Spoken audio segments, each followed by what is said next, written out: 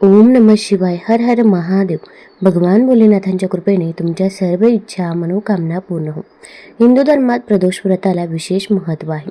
असे म्हटले जाते की हे व्रत केल्याने व्यक्तीला भगवान शिवशंकरांचे आशीर्वाद मिळतात. या दिवशी उपवास करताना व्रत मंत्राचा जप केल्याने व्यक्तीला शुभफळ मिळतात. नमस्कार मंडळी. तर आज आहे अधिक मासामधील शुक्र प्रदोष व्रत. आज मी तुम्हाला शुक्र प्रदोष व्रताची कथा सांगणार आहे. त्याचसोबत शिवलीला अमृतमधील 11वा अध्याय देखील आपण पठण करणार आहोत. हा अध्याय पठण किंवा श्रवण केल्यामुळे आपल्याला रुद्राभिषेक केल्याचे पुण्यफळ हे प्राप्त होत असते. त्याचसोबत भगवान शिवशंकरांचा आशीर्वाद मिळतो. आपल्या घरातील दुःख, दारिद्र्य, गरिबी ही दूर होत असते. त्यामुळे व्हिडिओ स्किप न करता शेवटपर्यंत जरूर बघा. चॅनलवरती नवीन असाल तर चॅनल लाईक करा आणि सबस्क्राईब देखील करा. तसेच कमेंटमध्ये हर हर महादेव किंवा ओम नमः शिवाय लिहायला विसरू नका, जेणेकरून आपल्याला देखील भगवान भोलेनाथांचा आशीर्वाद नक्कीच प्राप्त होईल. शुक्र प्रदोष व्रताच्या कथेनुसार प्राचीन काळातील एका शहरात 3 मित्र राहत होते. हे तिघेही खूप जवळचे मित्र होते. त्यापैकी एक राजाचा मुलगा होता, दुसरा ब्राह्मणाचा मुलगा होता आणि तिसरा श्रीमंत माणसाचा मुलगा होता. राजपुत्र आणि ब्राह्मणाच्या मुलाचे लग्न झाले होते. सेठच्या मुलाने लग्नानंतर गौणविधी केला नव्हता. एके दिवशी तिघेही मित्र आपापसात महिलांबद्दल चर्चा करत होते. स्त्रियांची स्तुती करताना ब्राह्मणाचा मुलगा म्हणाला, स्त्रियांशिवाय घर म्हणजे भूतांचा अड्डा आहे. जेव्हा सेठच्या मुलाला हे कळले तेव्हा त्याने लगेच आपल्या पत्नीला घरी आणण्याचा निर्णय घेतला आणि घरी आल्यानंतर त्याने आपल्या पालकांना आपला निर्णय सांगितला. त्याने आपल्या मुलाला सांगितले की शुक्र ग्रह पाण्यात बुडाला आहे.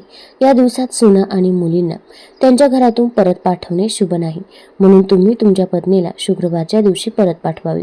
श्रीमंत माणसाचा मुलगा त्याच्या हट्टीपणापासून डगमगला नाही आणि तो त्याच्या सासरच्या घरी गेला. त्याच्या सासरच्यांना त्याच्या हेतूबद्दल माहिती मिळाली. त्यांनी त्याला समजावून सांगण्याचा प्रयत्न केला, पण तो मान्य झाला नाही. त्यामुळे त्याला त्याच्या मुलीला दूर पाठवावे लागले. सासरच्या घरातून निघून गेल्यानंतर नवरा बायको नुकतेच शहरातून बाहेर पडले होते. तेव्हा त्यांच्या बैलगाडीचे चाक तुटले आणि एका बैलाच्या पायाला दुखापत झाली. पत्नीही गंभीर जखमी झाली. व्यापाऱ्याचा मुलगा पुढे जाण्याचा प्रयत्न करत राहिला, पण त्याला पुढे चोर भेटले. त्यांनी त्यांची संपत्ती लुटली आणि ती पळवून नेली. सेठचा मुलगा त्याच्या पत्नीसह रडत घरी पोहोचला. तिथे जाताच त्याला साप चावला. त्याच्या वडिलांनी डॉक्टरांना बोलवले. त्याला पाहिल्यानंतर त्यांनी सांगितले की तुमचा मुलगा 3 दिवसांत मरेल. त्याच वेळी ब्राह्मणाच्या मुलाला ही घटना कळली. त्याने सेठला, त्याच्या मुलाला आणि त्याच्या पत्नीला त्याच्या सुनेकडे परत पाठवण्यास सांगितले. तुमच्या मुलाने सूर्यास्ताच्या वेळी पत्नीला पाठवल्यामुळे हे सर्व अडथळे आले आहेत. जर तो तिथे पोहोचला तर तो वाचेल. व्यापाऱ्याला ब्राह्मणाच्या मुलाचे म्हणणे पटले आणि त्याने त्याची सून परत पाठवली. तिथे पोहोचताच सेठ आणि त्याच्या मुलाची प्रकृतीही सुधारू लागली. त्यानंतर त्यांनी त्यांचे उर्वरित आयुष्य आनंदाने एकत्र घालवले आणि मृत्यूनंतर ते स्वर्गात गेले. तसेच त्यांनी शुक्र प्रदोष व्रताचा महिमा तिथे पठण केला, श्रवण केला, व्रत केले, म्हणून ते वाचले असं म्हटलं जातं. तर आता आपण शिवलीला अमृतमधील 11वा अध्याय पठण करूया. आता हे भद्रसेन आख्यान वाचल्याने दीर्घायुष्य, संतती, संपत्ती, पुण्यप्राप्ती होईल. यामुळे सर्व पापे गडांतरे दूर होतील. मृत्युंजय मंत्राचा जप, रुद्राचे अनुष्ठान केल्याने पिशाचबाधा, ग्रहपीडा दूर होतील. यावर अविश्वास दाखवणारा अल्पायुष्य तमोगुणी होईल. अशा लोकांच्या संगतीत राहण्यामुळे सर्वनाश होतो. म्हणून शिवलीलामृत अखंड वाचावे.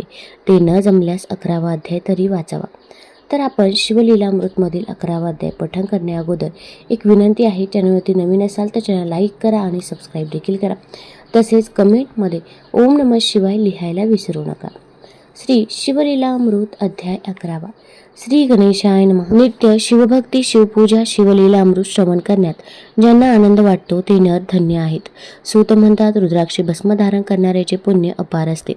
1000 रुद्राक्षे धारण करणारा शिवस्वरूप मानून इंद्र त्याला वंदन करतो. त्याच्या दर्शनाने अनेक जीवांचा उद्धार होतो.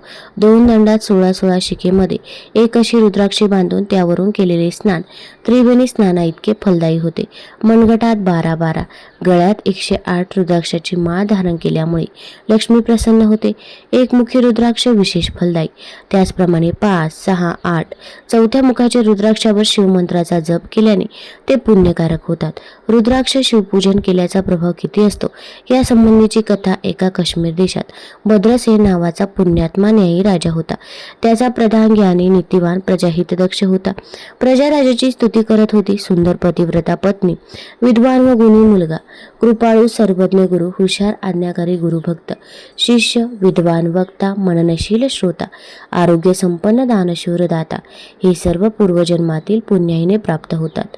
पुत्रप्राप्तीसाठी राजा भद्रसेन आणि मंत्री यांनी पुष्कळ अनुष्ठाने व्रते केली. तेव्हा त्या दोघांना एक एक पुत्र झाला. राजाचा मुलगा सुधर्म, प्रधानाचा मुलगा तारक. दोघेही जन्मापासून शिवभक्त होते. सतत शिवाचे ध्यान करत माता पिता एकुलता एक पुत्र म्हणून मौल्यवान दागिने वस्त्रे घालून त्यांना सजवीत, कौतुकाने न्याहाळीत. परंतु दोन्ही बालकाला साधेपणाने राहणे पसंत होते. ते अंगावरील दागिने, मौल्यवान वस्त्रे ब्राह्मणांना देऊन टाकत आणि अंगाला भस्मलेपन करून रुद्राक्षाच्या माळा घालीत. शिवपूजा, शिवाचे ध्यान, शिवकीर्तन, भजन, शिवनामाचा जप यामध्येच ते रमून जात. हेच काम त्यांना प्रिय वाटे. एकदा राजाच्या पुण्याईने पराशर ऋषी काही ऋषींना घेऊन राजाकडे आले. वसिष्ठाचे नातू पराशर ऋषी, त्यांचा पुत्र व्यास महर्षी, त्यांचा पुत्र शुकमुनी, अशी तेजस्वी ज्ञानी परंपरा होती. पराशर ऋषीने पूर्वी राक्षस सत्र केले होते. भद्रसेन राजाचे पराशर ऋषी कुलगुरू होते. ऋषी मंडळ येताच दोन्ही हात जोडून राजा व प्रधान त्यांना सामोरे गेले. सर्वांचे यथोचित स्वागत करून कुशल विचारून विधीपूर्वक पूजन केले. वस्त्रे आभूषणे दान केली. स्वादिष्ट भोजन दिले. त्यानंतर राजा प्रधानाने आपली दोन्ही मुले ऋषींच्या पायावर घातली आणि राजा व प्रधान म्हणाले, गुरुदेव, आम्हा दोघांची 2 मुले रात्रंदिवस शिवपूजा, शिवध्यान, शिवनामाचा जप यात दंग असतात. त्यांना मौल्यवान वस्त्रे आभूषणे आवडत नाही. ते कोणाशी बोलत नाही. राज्य, सुख, वैभव यांना आवडत नाही. यांचे आचरण पाहून आम्हाला यांची काळजी वाटते की पुढे हे तरुण झाल्यावर राज्यकारभाराची सूत्रे कशी संभाळतील. मुलांना आशीर्वाद देत त्यांच्या तेजस्वी मुखांकडे पाहून पराशर ऋषींना आनंद वाटला. ते म्हणाले, हे दोघे शिवभक्त का झाले या संबंधीची कथा मी तुम्हाला सांगतो. काश्मीर देशातील नंदीग्राम नावाच्या शहरात महानंदा नावाची वैश्या होती. ती अत्यंत धनवान. सर्व प्रकारची वैभव सत्ता तिच्याजवळ होती. तिच्या अप्रतिम गायन कलेमुळे, नृत्यातील प्रावीण्यामुळे शहरातील उच्च श्रीमंत व्यापारी, अधिकारी तिच्याकडे येत. परंतु ती आपल्या व्यवसायातही पतिव्रता होती. ज्या दिवशी एका पुरुषाबरोबर संबंध ठेवला जात असे त्या दिवशी अन्य पुरुषाला ती भेटत नसे, मग तो कितीही धनवान असो. याशिवाय ती परम शिवभक्त होती. सोमवार, प्रदोष, शिवरात्रीचे व्रत नियमितपणे करी. 1,00,000 बेलपत्र शिवपिंडीवर अर्पण करून पूजा करत असे. अन्नछत्रही तिने चालवले. उदार आणि वृत्तीने ती दानी होती.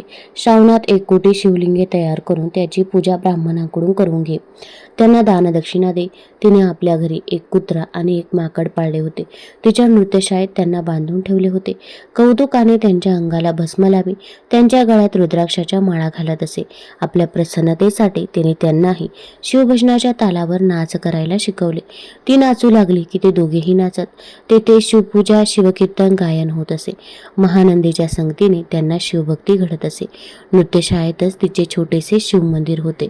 एकदा तिची भक्ती परीक्षा करण्याकरता शिवाने व्यापाऱ्याचे रूप घेतले व ते महानंदेकडे आले. शिवाचे पुरुषी लावण्य पाहून ती तन्मय झाली. त्यांचे स्वागत करून तिने त्यांना मंचकावर बसवले. त्यांच्या हातातील रत्नखडीत कंकण तिने पाहिले. त्या क्षणी व्यापाऱ्याने ते कंकण काढून महानंदेच्या हाती दिले. महानंदेला आनंद झाला. ती म्हणाली, आजपासून 3 दिवस मी तुमची दासी झाले असा करार झाला. व्यापाऱ्याने ते मान्य केले. त्यानंतर व्यापाऱ्याने आपल्या जवळील दिव्य शिवलिंग काढून तिच्या जवळ देत म्हटले, हे शिवलिंग मला प्राणापेक्षा प्रिय आहे. हे भंगले, जळून गेले किंवा हरवले तर मी अग्निप्रवेश करेन. म्हणून तू हे शिवलिंग काळजीपूर्वक जपून ठेव. माझे व्रत फार कठीण आहे अवश्य. म्हणून महानंदीने ते तेजस्वी शिवलिंग नृत्यशाळेत नेऊन ठेवले. थोड्या वेळाने ती दोघेही रत्नखचित मंचकावर झोपली. तिला झोप लागलेली पाहून शंकरांनी लीला केली. नृत्यशाळेला आग लावली. आगीच्या ज्वाला पाहून लोक आरडाओरडा करू लागले. महानंदा शांत झोपलेली होती. तिला व्यापाऱ्याने जागे केले. ती धावतच नृत्यशाळेत गेली. तेथे बांधलेले कुत्रा व माकड यांना मुक्त केले. ते पळतच जंगलात निघून गेले आणि तेवढ्यात नृत्यशाळा भस्मसात झाली आणि अग्नी शांत झाला. तेव्हा व्यापाऱ्याने विचारले, महानंदे, माझे दिव्य शिवलिंग या आगीत जळाले की काय? तुला मी काळजीपूर्वक सांभाळून ठेवण्यास सांगितले होते. हे ऐकताच महानंदा घाबरी झाली. शिवलिंग भस्मसात झाले या विचाराने ती पश्चाताप करून रडू लागली. व्यापारी म्हणाला, आपल्या कराराचा आज दुसरा दिवस आहे, परंतु शिवलिंग भस्म झाले म्हणून ठरल्याप्रमाणे मी अग्निप्रवेश करतो. असे म्हणून व्यापाऱ्याने चित्ता तयार केली आणि ओम नमः शिवाय म्हणून चित्तेत उडी घेतली. हे पाहून महानंदा दुःखी झाली.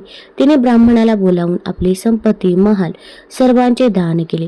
त्यानंतर तिने स्नान केले, अंगाला भस्म लावले, रुद्राक्षे धारण केले, शिवाचे ध्यान केले आणि त्याच अग्निकुंडात हर हर शिव शिव म्हणून उडी टाकली. त्या क्षणी उदय जलावरून सूर्य प्रकट व्हावा तसे भगवान शंकर प्रकट झाले. त्यांनी वरचेवर चेंडू झेलला. त्या सहजपणे महानंदीला वरचेवर उचलले.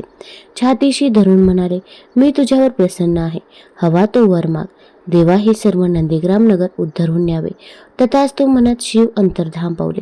अशा प्रकारे आपली माता, बंधू, नगरवासी यांच्यासह महानंदा शिवलोकी गेली. त्या शिवलोकी आधी व्याधी, क्षुधा, तृष्णा नाही, म्हणून तेथे भेदबुद्धी, काम, क्रोध, दुःख, मद, मत्सर नाही. तेथील पाणी अमृताप्रमाणे गोड, कल्पतरूची बने, कामधेनूची खिल्लारे, चिंतामणीची घरे. तेथे शिवभक्तांना जे पाहिजे ते त्वरित लाभते. ही कथा सांगून पराशर ऋषी म्हणाले, राजा महानंदेने पाळलेले माकड आणि कुत्रा या जन्मी सुधर्मा आणि तारक म्हणून जन्माला आले आहे. पूर्वजन्मीच्या शिवभक्तीच्या पुण्याईमुळे या जन्मी त्यांना मानवदेह अधिकाराप्रमाणे मिळाले. ते दोघे योग्य वेळ येताच त्यांच्या अधिकाराप्रमाणे उत्तम राज्यकारभार करतील. तुम्ही त्यांची चिंता करू नका, ते तुम्हाला शिवभक्तीची दीक्षा देतील. भद्रसेन राजाने प्रधान आपत्यासह पराशर ऋषींना साष्टांग नमस्कार केला. ते म्हणाले, आम्हाला सुपुत्राचा लाभ झाला, आम्ही धन्य झालो. आता हे दोघे किती काळ राज्यकारभार करतील, यांचे आयुष्य किती आहे हे कृपया आम्हाला सांगावे, कारण ते दोघे नवसाचे एकुलते असल्याने आम्हाला प्राणप्रिय आहेत. म्हणून आपल्याला विनंती आहे. पराशर म्हणाले, राजा, खरे सांगितले तर तुम्हाला दुःख होईल आणि खोटे बोलले तर मला पाप लागेल. तेव्हा ऐक, तुझ्या मुलाला आज 12 वर्षे पूर्ण झाली आहेत. आजपासून 7व्या दिवशी तुझा मुलगा मृत्यू पावेल. हे ऐकताच राजा मूर्छित होऊन पडला. सर्व जनता शोक करू लागली. अंतपुरातील स्त्रिया रडू लागल्या. राजा शुद्धीवर येताच हाय हाय करून शोक करू लागला. तेव्हा पराशर ऋषींनी त्याला सावध करून धीर देत म्हटले, राजा, मी काय सांगतो ते ऐक. जेव्हा सर्व चराचर केवळ ब्रह्ममय होते, तेव्हा अहब्रह्म असे स्फुरण होऊन महत नावाचे तत्व मायेने उत्पन्न झाले. सत्व, रज, तम हे त्रिविध अहंकार शिवाच्या इच्छेने घडून आले. शिवाने सत्वापासून विष्णू, रजापासून विधाता, तमोगुणापासून सर्व विनाश करणाऱ्या रुद्राला निर्माण केले. सृष्टीच्या रचनेची विधात्याला आज्ञा केली आणि 4 वेदाचे सार असणारा रुद्राध्याय शिकवला. हे शिवाचे रूप आहे असे जाणून विधात्याने आपल्या 7 पुत्रांना उपदेश दिला. रुद्राध्यायाच्या अनुष्ठानाने आयुष्य वाढते. म्हणून हे राजा भद्रसेना, तू रुद्राची आवर्तने कर, शिवाला अभिषेक कर. याच्या प्रभावाने तुझ्या पुत्रावरील मृत्यूचे संकट दूर होईल आणि तो चिरंजीर होईल. 100 घट आणून त्यात गंगेचे पाणी भर, त्यावर आम्रवृक्षाची पाने ठेव. रुद्रपठण करून ते पाणी मंत्रून तुझ्या मुलाच्या अंगावर शिंपड. अशा प्रकारे रोज 10,000 वेळा असे 7 दिवस जलसिंचन करावे, तर तुझा मुलगा वाचेल. पराशर ऋषींनी अशा प्रकारे राजाला त्याच्या मुलाला मृत्यू संकटातून वाचवण्याचा उपाय सांगितला. राजाला समाधान वाटले. त्याने भक्तिभावाने ऋषींना नमस्कार केला व म्हणाला, हे महात्मन, आपणच हे सर्व अनुष्ठान करावे, कारण आपण सर्व ऋषींमध्ये श्रेष्ठ मुरव्य आहात. मी सर्व तयारी करतो. त्यानंतर पराशर ऋषींनी अत्यंत विरक्त, सुशील, शुबल, क्षणयुक्त असे 1000 ब्राह्मण बोलावले. 1000 मातीचे घट गंगाजलाने भरले. त्यावर आम्रपल्लव ठेवले. दिव्य अनुष्ठान मांडले. रुद्राचा घोषाचा प्रारंभ झाला. 6 दिवस झाले. 7व्या दिवशी सूर्य मध्यान्ही आला. तेव्हा राजपुत्राचा मृत्यू समय जवळ आला आणि राजपुत्र मूर्छित होऊन पडला. थोडा वेळ त्याची हालचाल बंद पडली. हे पाहून राजा चिंतित झाला. पराशर ऋषींनी राजाला धीर दिला. ब्राह्मण राजपुत्राच्या देहावर अभिमंत्रित केलेले पाणी शिंपडत होता. त्या जलाच्या प्रभावाने राजपुत्र सावध झाला. उठून बसला. राजाला आनंद झाला. उपस्थित असलेले सर्वजणही प्रसन्न झाले. पराशर म्हणाले, तू बेशुद्ध अवस्थेत काय अनुभव घेतला ते सांग. तेव्हा राजपुत्र म्हणाला, गुरुदेव, एक भयंकर दिसणारा काळ पुरुष मला घेऊन चालला होता. त्याचे लाल भडक डोळे, भाळावर शेंदूर, वाढलेली दाढी, काळा भिन्न होता. त्याच वेळी 4 तेजस्वी पुरुष आले. त्यांनी त्या काळ पुरुषाच्या हातून मला मुक्त केले आणि त्याला मारीत मारीत ते घेऊन गेले. मुलाने सांगितलेला अनुभव ऐकताच राजाच्या अंगावर आनंदाचे रोमांच दाटून आले. ईश्वराच्या नावाचा त्याने जय जयकार केला. पराशर ऋषीसह सर्व ब्राह्मणांना नमस्कार घातला. सर्वत्र मंगलवाद्याचा गजर सुरू झाला. आकाशातून देवतांनी पुष्पवृष्टी केली. या प्रसन्नपूर्वक वातावरणात ब्राह्मणांनी मंत्र जप करून हवन प्रारंभ केला आणि हवन पूर्ण करून अनुष्ठानाची समाप्ती केली. आमंत्रित ब्राह्मणांना सुग्रास भोजन देऊन इच्छेप्रमाणे दानदक्षिणा दिली. ब्राह्मणांनी राजपुत्राला राजाला शुभ आशीर्वाद दिला. त्यावेळी नारद तेथे अचानक प्रकट झाले. नारद, वाल्मिकी, व्यास ध्रुवाचे गुरु असल्याने त्रिभुवनाला वंद्य आहेत. 14 विद्या 64 कला त्यांना पूर्ण अवगत असतात. इंद्रादिक देवतांना सुद्धा त्यांचे आदरयुक्त भय वाटते. नारदाला पाहताच यज्ञातील अग्निमूर्तिमंत प्रकट झाला. सर्व ऋषी आणि राजपरिवार राजा यांनी धावत जाऊन नारदाचे स्वागत केले. त्यांना उच्च आसनावर बसवून त्यांची पूजा केली. नमस्कार करून म्हणाले, स्वामी, आपला त्रिभुवनात संचार असतो. आपल्याला दिव्य दृष्टी आहे. तेव्हा काही अद्भुत पाहिले का? नारद म्हणाले, मी इकडे येत असताना मार्गावर 4 शिवदूत मला भेटले. त्यात वीरभद्रही होता. त्यांनी मृत्यूला बांधून चालवले होते. वीरभद्र मृत्यूला विचारत होता, तू कोणाच्या आज्ञेने भद्रसेनाच्या मुलाला घेऊन चालला होता? त्याला 10,000 वर्षे आयुष्य आहे. राजा, तू रुद्रानुष्ठान केल्यामुळे तुझ्या मुलाचे मृत्यू संकट टळले. राजाने नारदाला नमस्कार केला. नारद अंतर्धान पावले. त्यानंतर राजाने रुद्राचे सहस्रवर्तन केले. आपल्या पुत्राला राज्यगादीवर बसवले. तारकाला युवराज केले. राजा प्रधान तप करण्यास वनात निघून गेले. यथावकाश ते दोघे शिवपदास गेले. तुम्हाला जर ही कथा, ही माहिती आवडली असेल तर चॅनल लाईक करा, सबस्क्राईब करा आणि आपल्या मित्रपरिवारासोबत जरूर शेअर करा. धन्यवाद.